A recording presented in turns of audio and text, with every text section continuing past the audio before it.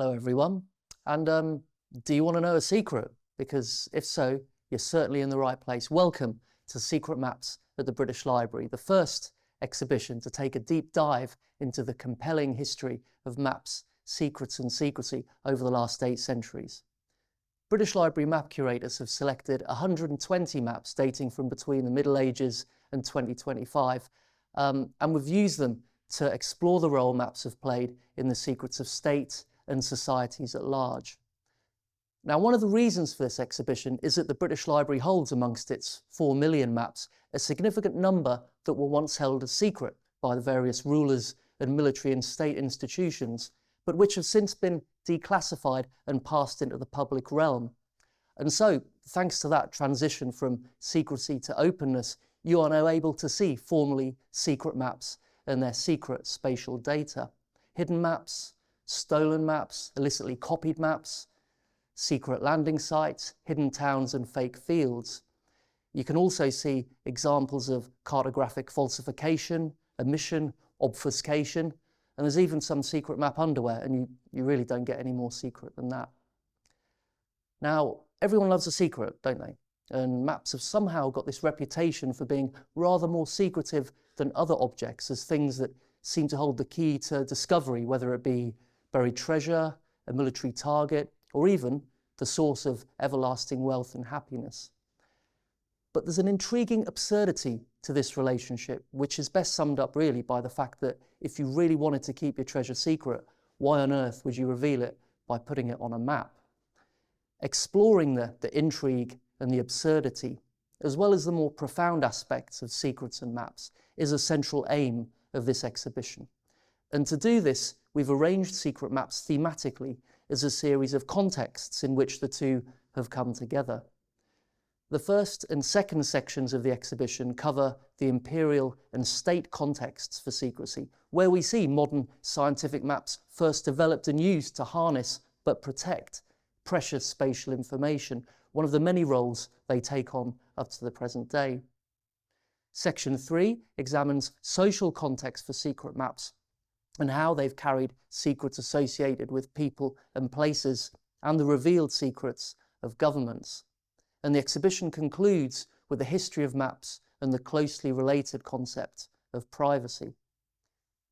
Now, we're doing something different with secret maps in that we are looking at 2 different types of map secret. I've mostly been talking about secret information, the where secrets, but the exhibition also explores the secret meanings of maps. Maps are not objective mirrors of reality. They are selective in what they show and what they don't show. And if we consider maps as fundamentally secretive images, the exhibition is asking, are the blank spaces on maps secret? If so, what are they hiding? And what do they tell us about a world that is shaped by concealment and revelation? There is theatre to secrecy, and there's theatre throughout this exhibition, so we hope you enjoy it. And we also hope you enjoy the spectacle of seeing some of the most significant maps in history, a number of which have never been put on show until now. Now, this 14th century map may resemble a very unappetizing pizza, but don't let that fool you, as it's one of the most important pre-modern world maps we know of. It was drawn in around 1325 by the Genoese chartmaker Pietro Visconti, and it shows the circular world with east at the top. No America, remember, it's 1325 in Europe. The Mediterranean Sea runs from the bottom edge up into the centre of the map, and it separates Africa from Europe, with Asia at the top. The map is one of the medieval mappamundi, a loose grouping of early world maps which prioritised historical, philosophical and religious aspects over geographical accuracy, which is just as well there. However, they're all slightly different maps, and Visconti's map contains, for example, no Christian iconography, and instead it's drawn rather like a sea chart with exaggerated coastlines and these crisscross navigational lines all over the sea. Visconti was a chart maker, after all. The map is included in a handwritten book called Liber Secretorum Fidelis Crucis, which translates roughly as the Book of Secrets of the Faithful of the Cross. The book was written by an Italian nobleman called Marino Sanudo, and is a detailed plan of how to invade the Holy Land and capture the town of Acre that had been lost to the Crusaders in 1291, about 30 years earlier. The original copy of the Liber Secretorum was presented to Pope John XXII to try and persuade him to authorise the crusade. A handful of other copies, including this one, were made at the same time and given to European rulers who might also have lent their support. The secrets of the Book of Secrets are the details of the invasion, which are supported by this world map and a handful of other, more detailed maps. But they weren't secrets as we understand them today, as things to be kept hidden. A secret in the Middle Ages meant something precious, important and valuable, essentially a secret without secrecy. The suggestion has been made that the world map is also keeping a secret, specifically that its absence of any Christian iconography was a deliberate ploy by the mapmaker to present the Pope with a vision of Christianity in crisis in order to persuade him to put his full weight behind the crusade plan. Now, there's no way of verifying this claim, but nevertheless the map and the book are an early example of the combination of maps and secrets. Now, this map is all kinds of secret. It was drawn by the English soldier and coloniser Sir Walter Raleigh in around 1596, following his return to England from an expedition to northeastern South America. Now, the aim of Raleigh's expedition had been to locate the so-called City of Gold, or City of El Dorado, the Golden King. And this was following the legend of El Dorado that Raleigh had heard from a Spanish source. The map is hand-drawn with ink on animal skin.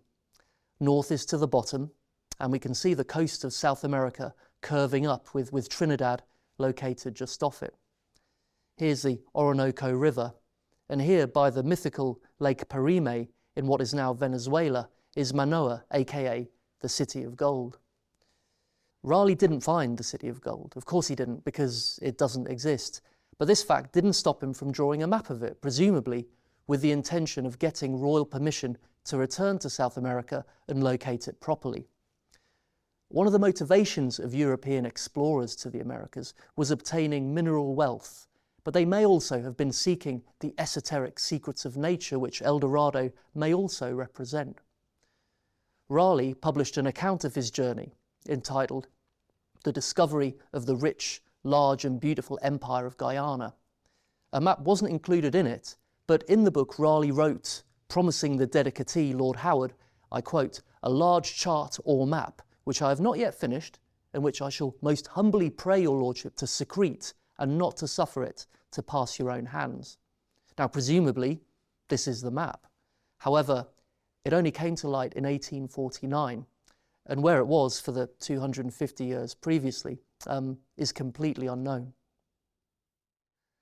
This very large hand-drawn map of 1815 shows part of southeast Bangladesh, which was then part of the British-controlled Indian province of Bengal. It was drawn by a military surveyor working for the British East India Company, a Scottish officer called John Cheap. Now, the map is essentially a large-scale map used by the company to manage and control the territory, which also formed a frontier with the Kingdom of Burma to the east. It shows the region in considerable detail, incorporating data from earlier maps, coastal surveys, and also the routes of marches made by columns of British soldiers along roads which measured distances between settlements. The forested regions to the east are far less well described. Now, this information has been surrounded by naturalistic topographical detail, and this kind of reminds us that military surveyors were also trained topographical artists. Despite the map's size and visual appeal, this is a secret map.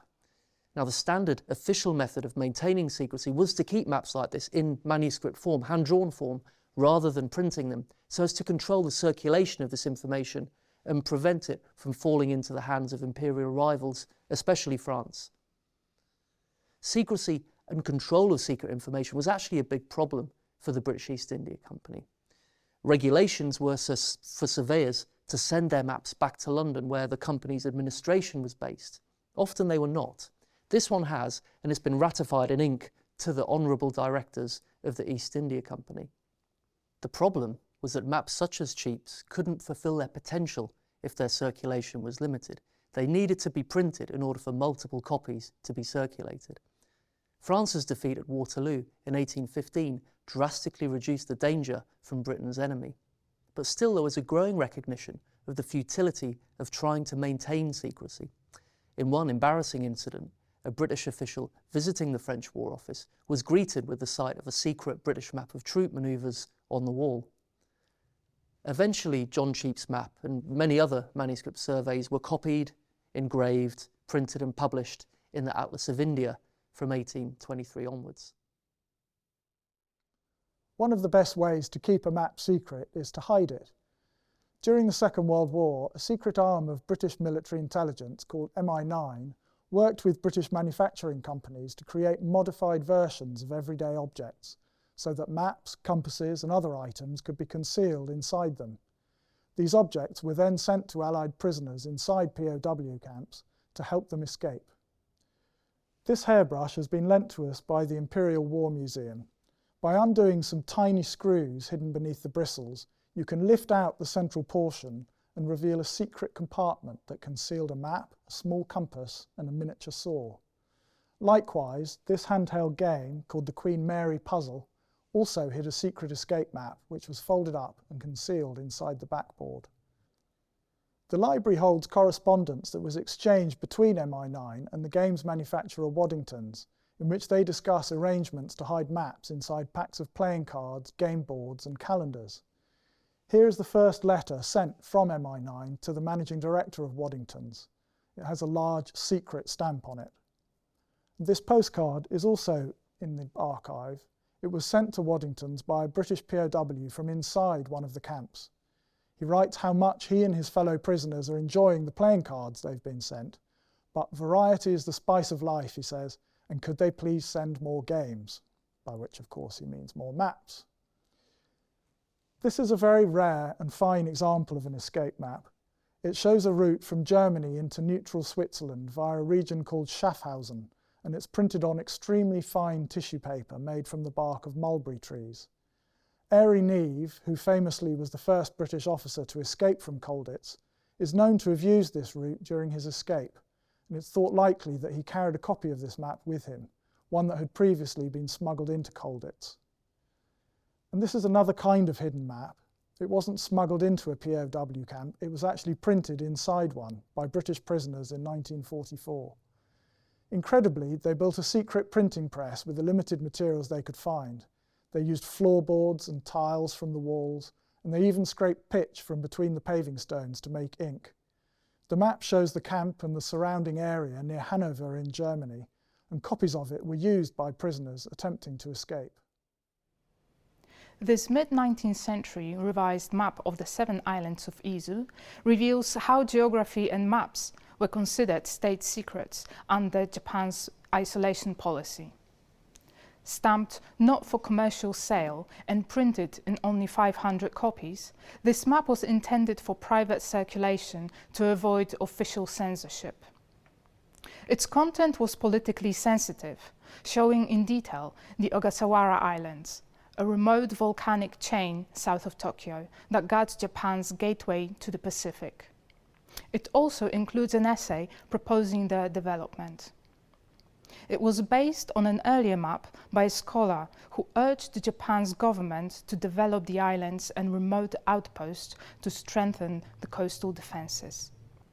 But his warnings were seen as defiance. He was accused of challenging the authority, imprisoned, and his map was banned. The woodblocks from which the map was printed were confiscated and destroyed. The story takes another turn with Franz von Siebold, a German physician working for the Dutch East India Company. He was stationed on Dejima, the tiny artificial island of Nagasaki that was the only port open to foreigners. During Japan's period of isolation, Siebold secretly acquired restricted maps from Japanese scholars. When the authorities discovered this, he was accused of espionage and expelled from Japan. Siebold's secret map collection later helped European scholars understand Japan's geography for the first time. In certain contexts, map makers have deliberately falsified or removed information from maps in order to guard strategic secrets. During the mid-19th century, the British government feared that their rivalry with France might lead to a full-scale French invasion. So they ordered the Ordnance Survey to remove military sites and other sensitive information from maps that were available to the public.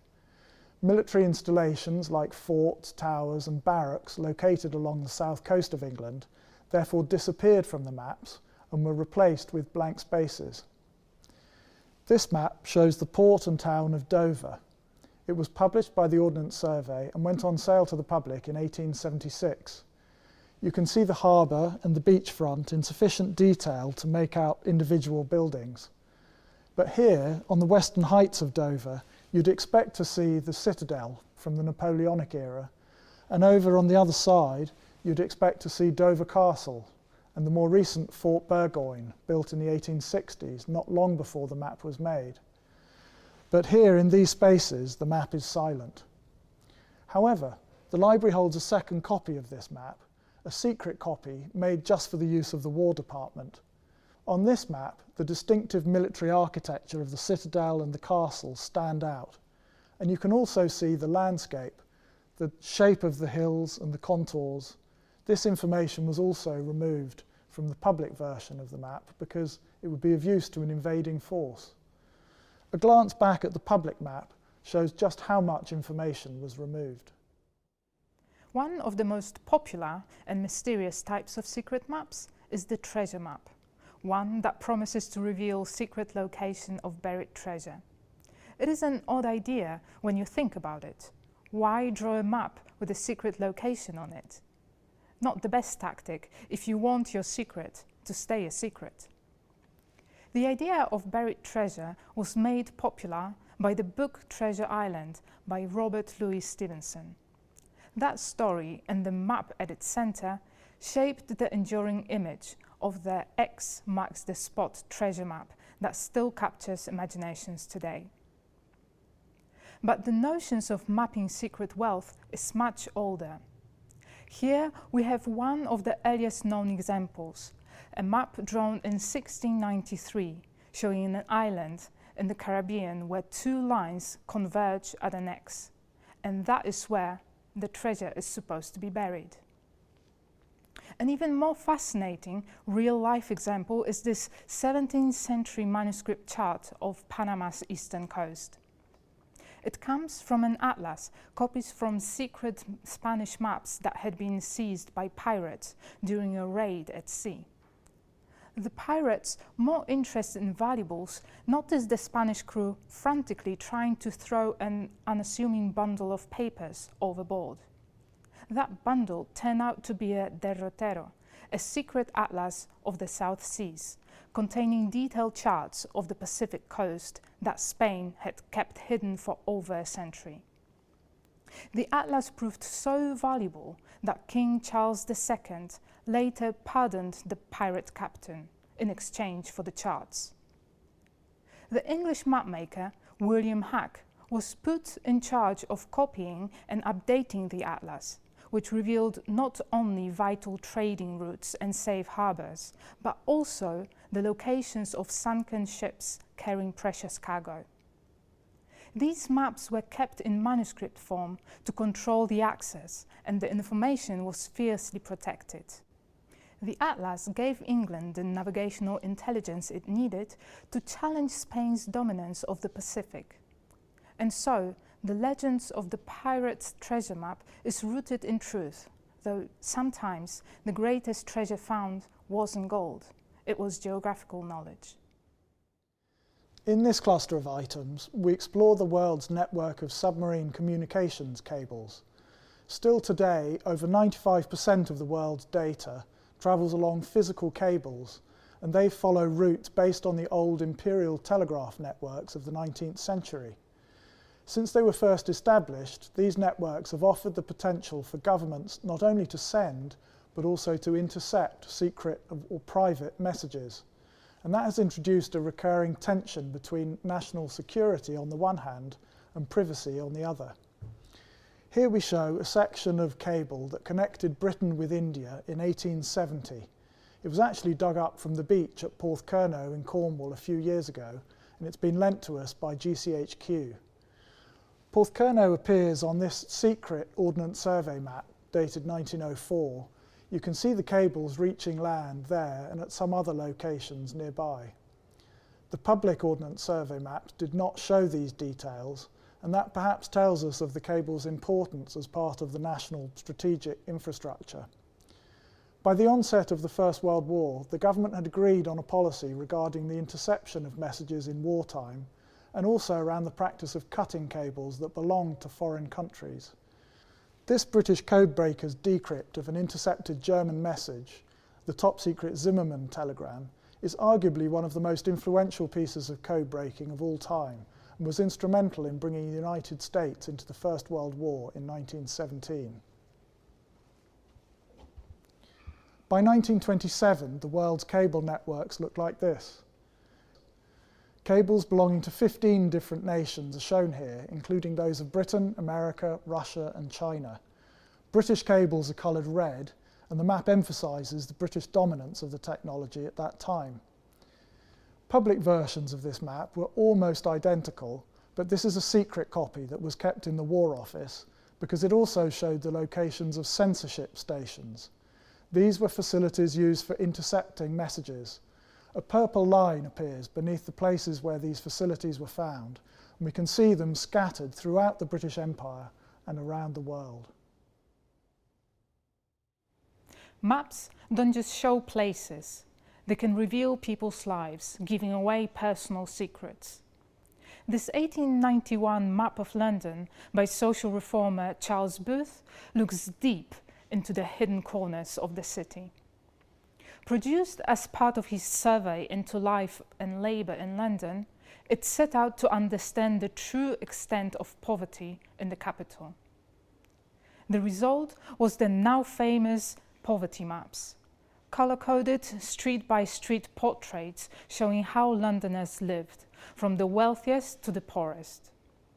Each street, even individual buildings, were classified by the economic situation of the residents and shaded accordingly, from black for the lowest class to golden yellow for the well-off. The team of investigators went door to door, collecting information from residents and drawing on records from school board visitors, which recorded not only jobs and wages, but also subjective observations about people's lifestyle, reputation, and even the moral character. Rather than listing the data in tables, Booth visualized it by presenting it spatially on the map, giving an immediate and powerful picture of inequality across the city. At a glance, viewers could see the patterns of deprivation, clusters and pockets spreading through districts like dark stains on the map. The first drafts of the maps were displayed in local settlement houses, where anyone could see the stark contrast of the neighbourhoods. But they also exposed private lives to public scrutiny, a detailed picture allowing to identify individual households, opening the residents' lives to judgment and speculation. What was meant to spur reform stigmatized the entire neighbourhoods and the people who lived there. Booth's work changed the way maps were considered in the social sciences. It pioneered new ways of visualizing data and expressing later studies of urban life, inequality and crime. It also left us with a lasting question. When we map people's lives, are we helping to understand them or revealing too much? We hope you've enjoyed Secret Maps. Secrets and secrecy are massive concepts that have shaped humanity. The impact of maps upon humanity has been rather less, but it's important to know that where they have had an impact upon empires, governments and societies, secrets and secrecy have not been far behind. Don't get me wrong, maps provide a crucial intersection between people, places. They help us to understand where we are, and by doing so, I think they help us to understand ourselves. But if there is one thing to take from Secret Maps, it's to remember to take note of those blank spaces, as there could be more there than you think.